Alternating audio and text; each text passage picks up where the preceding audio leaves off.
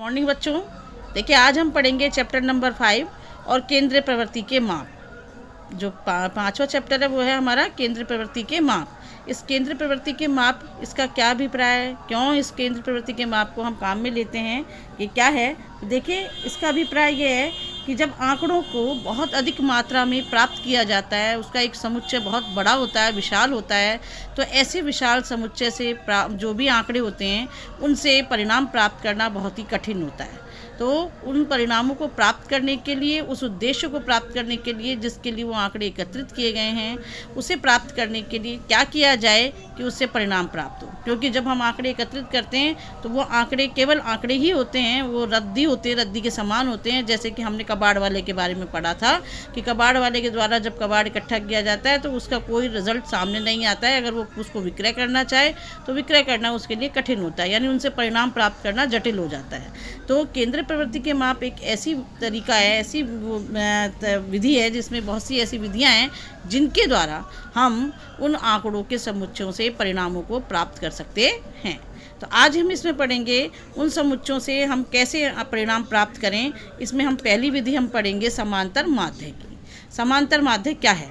समांतर माध्य जितने भी आंकड़े हैं उन आंकड़ों से क्या किया जाए, एक औसत ज्ञात किया जाए, है ना। वो औसत या उसको मतलब या प्रतिशत में हम उसको ज्ञात करें तो उससे एक रिजल्ट निकलता है। जैसे बहुत सारे जब बच्चे होते हैं, मान लीजिए बहुत सारे बच्चे एक विद्यालय में, और उनके द्वारा उनका जब जो प्राप्त अंक है उन प्राप्तांकों को हमने कलेक्ट कर दिया, तो उन कलेक्ट किए हुए प्राप्तांकों से हमें कोई परिणाम नहीं मिलेगा, कुछ भी हम उनका उससे उद्देश्य प्राप्त नहीं कर पाएंगे। लेकिन यदि हम उनको औसत में या प्रतिशत में बदल देते हैं तो उससे हमें ये प्राप्त हो जाता है कि हमारे विद्यालय में कितने छात्रों ने कितने प्रतिशत रिजल्ट प्राप्त किया है, किस विषय में कितना प्रतिशत उनका रिजल्ट रहा है, इसकी जानकारी प्राप्त हो सकती है। अगले या पिछले वर्षों में उन्होंने मतलब आगे वाले वर्षों में हम उनके लिए क्या कर सकते हैं, या पिछले वर्षों में जो उन्होंने रिजल्ट प्राप्त किया है, परिणाम प्राप्त किया है, उसकी तुलना में आगे के वर्षों में हम क्या उसमें सुधार कर सकते हैं, ये ऐसा किया जा सकता है। तो इसके लिए समांतर माध्य का उपयोग किया जाता है। तो देखिए समांतर माध्य कैसे ज्ञात किया जाता है। समांतर माध्य ज्ञात करने के लिए क्या किया जाएगा, जो हमारे पास में एक सूत्र दिया हुआ है, यानी जो आंकड़े हैं उन आंकड़ों से समांतर माध्य ज्ञात करने के लिए एक सूत्र है कि x बार बराबर समिशन x अपॉन n, यानी हम इसको सिग्मा भी कहते हैं। ये समिशन का अभिप्राय है कि जितने भी आंकड़े प्राप्त हो रहे हैं उन सभी आंकड़ों को क्या कर दिया जाए, जोड़ लिया जाए।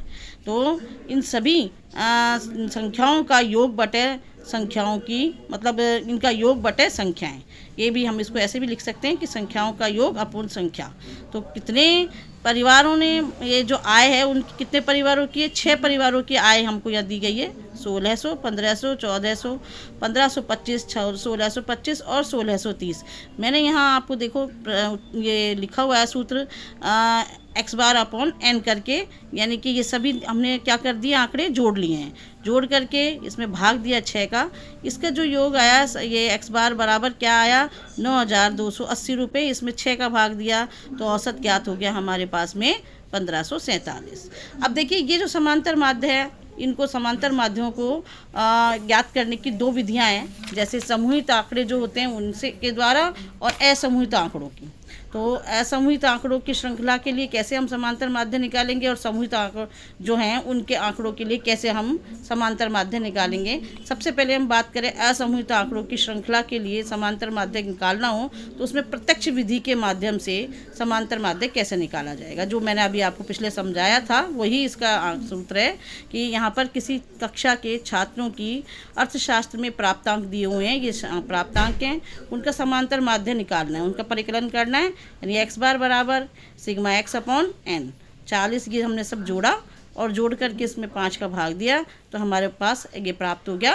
क्या है ये, समांतर माध्य है, निकाल दिया है हमने। तो बच्चों इसमें और भी इसकी प्रत्यक्ष विधि के अलावा दूसरी जो अन्य विधियां हैं, कल्पित माध्य हैं, उनको हम नेक्स्ट वीडियो में पढ़ेंगे। तब तक के लिए थैंक यू वेरी मच।